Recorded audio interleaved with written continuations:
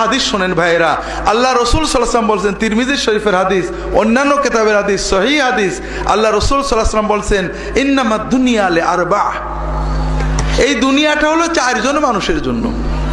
রাজুলুন আতাহুল্লাহু Malan ওয়া ইলমান, একজন মানুষকে আল্লাহ তাআলা সম্পদও দিয়েছেন, ইলমও দিয়েছেন, অর্থাৎ আল্লাহ তাকে টাকা পয়সা শক্তি মর্যাদা দিয়েছেন। আর এই টাকা পয়সা শক্তি মর্যাদা কোথায় ব্যয় করলে আল্লাহ খুশি হন সেই জ্ঞানও তার আছে।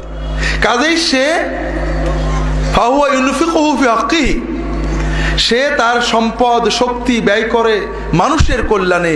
যেখানে ব্যয় করলে আল্লাহ খুশি হন, হাসপাতাল বানায়, মাদ্রাসা বানায়, মসজিদ বানায়, এতিমদেরকে দেয়, গরিবদেরকে দেয়, দরিদ্র অসহায় মানুষের সেবায় দেয়, আত্মীয় স্বজনের জন্য ব্যয় করে। আল্লাহ যেখানে ব্যয় করলে খুশি হয় সেখানে ব্যয় করে। এই লোকটা সওয়াব পাচ্ছে না গুনাহ পাচ্ছে? ওয়ারাজুলুন আতাহুল্লাহু ইলমান ওয়া লাম ইউতিহি মালান, আর একজন মানুষকে আল্লাহ জ্ঞান দিয়েছেন কিন্তু টাকা পয়সা সম্পদ দেননি।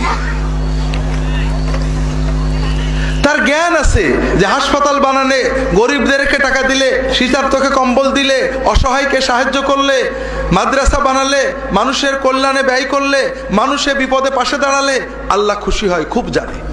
কিন্তু ক্ষমতা নেই, টাকা নেই। সে বলে, আল্লাহ ওই ব্যক্তির মতো টাকা সম্পদ যদি আমি পাইতাম, আল্লাহ আমি মানুষের পাশে দাঁড়াতাম, আমার টাকা দিয়ে আমি হাসপাতাল বানিয়ে দিতাম, মাদ্রাসা বানিয়ে দিতাম, ওই গরিবদের পড়াশোনার ব্যবস্থা করতাম, অসহায়দের বৃত্তি দিয়ে দিতাম, আলেমদেরকে সহযোগিতা করতাম। খুব ইচ্ছা তার, প্রচন্ড ইচ্ছা, দৃঢ় ইচ্ছা, স্থির সিদ্ধান্ত, টাকা পেলেই ভালো কাজ করবে।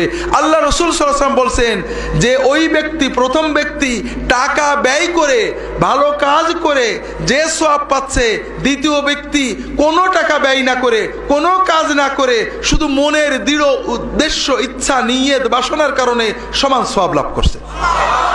আল্লাহু আকবার। আল্লাহর ওলি হওয়া কত সহজ।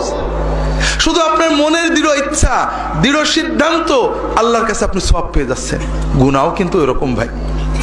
আল্লাহ রাসূল সাল্লাল্লাহু আলাইহি ওয়াসাল্লাম বলছেন, রাজুলুন আতাহুল্লাহু মালান ওয়া লাম ইউতিহি ইলমান, আরেকজনকে আল্লাহ সম্পদ দিয়েছেন, দুর্ভাগ্য সম্পদ কোথায় ব্যয় করলে আল্লাহ খুশি হন জানে না। ওয়া ইয়াখবিতু ফি, তার টাকা, তার শক্তি, সম্পদ অন্যায় করে, জুলুম করে, অন্যায় বিচার করে, সিনেমা হল বানায়, যাত্রা নিয়ে আসে, সার্কাস নিয়ে আসে, যুবকদেরকে মদ খাওয়া শিখায়, মাদকতা শিখায়, দল ভারী করার চেষ্টা করে, মানুষের ভিতরে অশ্লীলতা, বেহায়াপনা প্রসার করে, মানুষের কল্যাণে ব্যয় করে না। এ লোকের গুনাহ হচ্ছে না সওয়াব হচ্ছে? আর একজন রাজুলুন মা আতাহুল্লাহু লাম ইউতিহিল্লাহু মালান ওয়ালা ইলমান, টাকাও নেই, জ্ঞানও নেই, কিন্তু মনের দৃঢ় বাসনা আছে, যদি আমি এই লোকের মতো টাকা পেতাম, আমিও একটা সার্কাস আনতাম, যাত্রা আনতাম, সিনেমা হল বানাতাম, টিভির ডিশের ব্যবস্থা করতাম, যুবকদেরকে নিয়ে দল বানাতাম, পয়লা বৈশাখের মিছিল করাই দিতাম, সবাই আমাকে ভালো বলতো, বিরাট কিছু বলতো। মনের খুব বাসনা। আল্লাহ রসুল সাল্লাল্লাহু আলাইহি ওয়াসাল্লাম বলছেন, ওয়া হুমা ফিল উজরি সাওয়া, ওই আকাম করে যত গুনাহ পাচ্ছে, শুধু আকামের দৃঢ় সিদ্ধান্ত করে এই চতুর্থ ব্যক্তি তেমনই গুনাহ অর্জন করছে। কাজেই ভাইরা, দুনিয়ার বিচারে কর্ম, শুধু কর্মই দেখে মানুষ, আর আল্লাহ কর্ম দেখেন, কিন্তু মনটাই সবচেয়ে বড়। কথা বুঝতে পারেননি? তাহলে আল্লাহর ওলি হওয়া সহজ না কঠিন ভাইরা?